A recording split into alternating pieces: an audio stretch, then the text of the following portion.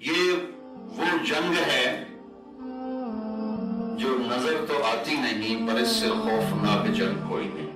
نہ تلوار ہے، نہ کلاشنکوف ہے، نہ بم ہے، نہ چاقو ہے، نہ خنجر ہے، نہ پسٹل ہے، نہ گرمی کا روزہ ہے، نہ 20 گھنٹے کا آپ کا لمبا روزہ ہے، نہ حج کے لیے مکے تک جانا ہے. یہ بیٹھے بیٹھی جنگ ہے. اور میں نے زندگی میں ایسی خوفناک جنگ کوئی نہیں دیکھی کہ انسان ساری دنیا سے لڑتا ہے، اپنے آپ سے نہیں لڑ سکتا، اپنے ہاتھوں شکست کھا جاتا. ساری دنیا کو شکست دینے والے شاہزوروں کی تاریخ پڑھو، اپنے ہاتھوں کیسے شکست کھا، چھوٹی چھوٹی خواہشات پر کیسے ٹوٹ جاتے تھے، گر جاتے تھے، انسان بکھر جاتا ہے. بھائیو، اب بہت بڑا مجمع ماشاءاللہ اہل ایمان کا آئے ہوئے ہو، اور ہم ایک ہی دیس کے ہیں، اور یہ ہمارا معاشرہ ہے. میں تو وہیں پیدا ہوا، وہیں عمر گزری ہے.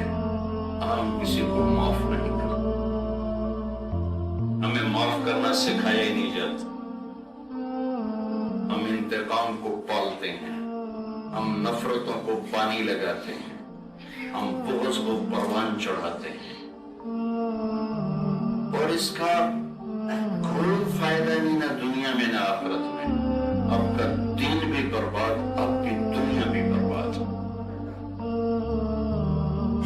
اس کو دھونا سیکھ لیں، آپ کی دنیا بھی آباد، آپ کا دین بھی آباد. میں ایک نئی ریسرچ پڑھ رہا تھا، جو لوگ پازیٹیو سوچتے ہیں ان کو جم جانے کی ضرورت نہیں، ان کی ساری باڈی کو پازیٹیو میسج جاتا ہے تو فریش ہے. جو نیگیٹو سوچتے ہیں ان کو جم جانے کا فائدہ کوئی نہیں. جو مرضی چار ہیں بنڈل ڈنڈل ہے نہیں رہنا ہے، کیونکہ اندر نفرت پالی ہوئی ہے، اندر بغض پالا ہوا ہے. اس سے نہیں بولنا، اس سے نہیں بولنا، اس سے بائی کاٹ ہے، اس سے بائی کاٹ ہے، سلام دعا بند ہے، بس جیسے تک چھوڑ دیتا راہ ہی چھوڑ دیتی ہے. یہ مرنے والوں کے یہ راستے نہیں ہیں، نہ مرنے والوں کا یہ طریقہ زندگی ہے. مر کے مٹی ہو جانے والے کی کیا جھگڑے، کیا لڑائیاں، کیا نفرتیں، کیا حسد، کیا بغض. چند دنوں کے بعد دیکھنا اس کی